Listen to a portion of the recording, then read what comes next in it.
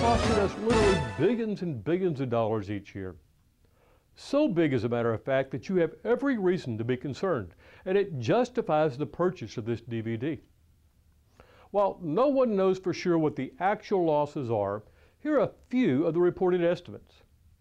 In 1999, the FBI and the U.S. Chamber of Commerce reported that U.S. companies lose about $2 billion per month to corporate espionage, and that 95% of losses go undetected or that they're suppressed by companies that don't want their customers or shareholders to know about their vulnerabilities. Also in that same year, a PricewaterhouseCoopers survey for the American Society for Industrial Security of Fortune 1000 companies reported losses of $45 billion. Okay, here's what's really scary about this number. Of the 1,000 companies, only 97 companies responded to the survey. And of that, 45% of those responding reported losses from the theft of their proprietary information. And in 2001, the American Society for Industrial Security reported that intellectual property losses in the U.S. increased a little over 30% to $59 billion. And if you think these numbers are high, just wait till you hear this. The Office of the National Counterintelligence Executive, which is responsible for collecting this type of data for the government, reported to the Congress in 2002 that the combined cost of foreign and domestic or industrial espionage, including the theft of intellectual property, was as high as $300 billion a year and rising. Okay, now here's what the really scary part is. It's not just major corporations that are the victims. There's over 600,000 businesses in the U.S. with more than 20 employees, and more than 98,000 companies with more than 100 employees. And you know what? No one asked them if they'd ever been a victim of corporate or industrial espionage. Based upon my personal experience, I can assure you that more than you can imagine have been. For I have personally found evidence of electronic eavesdropping at law firms, banks, insurance companies, hospitals, and many small service and manufacturing companies. Most all the telephone calls I have received from clients and potential clients was because of their knowledge that they had been a victim of some kind of industrial or economic espionage. So, by now you're probably wondering who is attempting to spy on whom and who actually does the dirty work. Well, not all businesses play by the rules. Many companies have whole departments dedicated to competitive intelligence collection. These units may resort to a wide range of collection activities so varied as to include bribery, eavesdropping, searching through garbage, and scams to trick unsuspecting employees. This is probably most common with Japanese companies, but there have been well-publicized cases where Raytheon and other well-known companies have been accused of hiring outside personnel to eavesdrop on or steal documents from a competitor. In other words, just because a company has a well-known name doesn't mean that it plays by the rules. One thing's for sure, all the reported incidents of industrial or economic espionage benefited a current or potential competitor. Now, let's talk about who's actually doing the espionage work. At the end of the Cold War, intelligence agencies, both here and abroad, were left with a much smaller workload. Many foreign governments now use their intelligence agencies to spy on American businesses.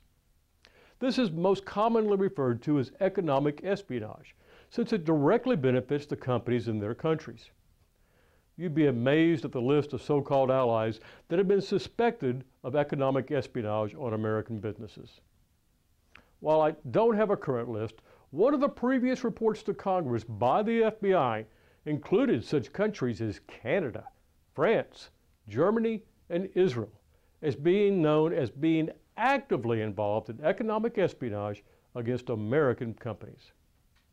Of course, many intelligence agencies in our own country downsized at the end of the Cold War, leaving a large number of highly trained espionage agents unemployed.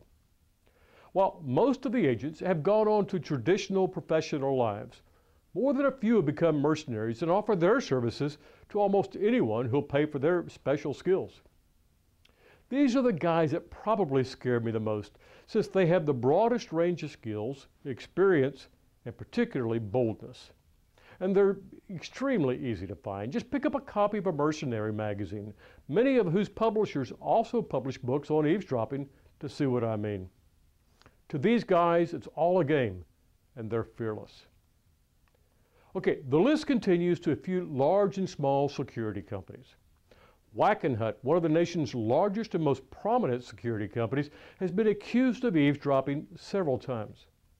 While I can't vouch for the credibility of these stories, the internet is full of information regarding their involvement with eavesdropping and industrial espionage. Private investigators also make this list. While most are completely legitimate, over the years, many private investigators have been known to be involved in illegal eavesdropping activities.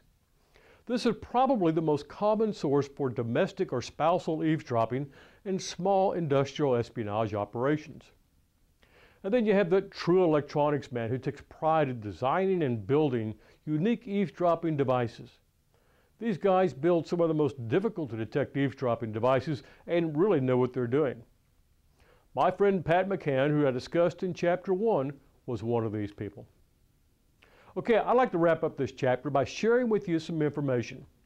While I can't vouch for the validity of the information, several websites have published this data allegedly compiled by the U.S. Department of State in 1997, under the title of Illegal Eavesdropping Industry Data in the United States per Year.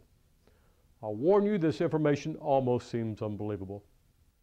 This report claims that the total value of eavesdropping devices sold in the U.S.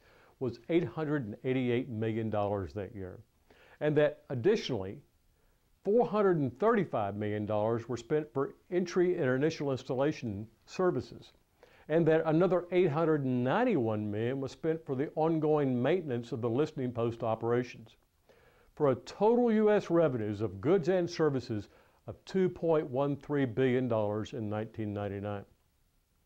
This same report says that the median cost of a typical non-corporate eavesdropping device, such as for a domestic case, is $734, and that the median cost of a typical corporate espionage eavesdropping device installed is $57,500, and that there are 6,550 corporate eavesdropping incidents per year. This report also says that the average impact or loss to each corporate target was 1.25 million, and that the total number of illegal eavesdropping devices sold in the U.S. that year was 712,000. Okay, that's going to wrap it up for Chapter 3. In the next chapter, we're going to jump into the more technical side of things. We're going to talk about eavesdropping bugs and radio transmitters. I'll see you there.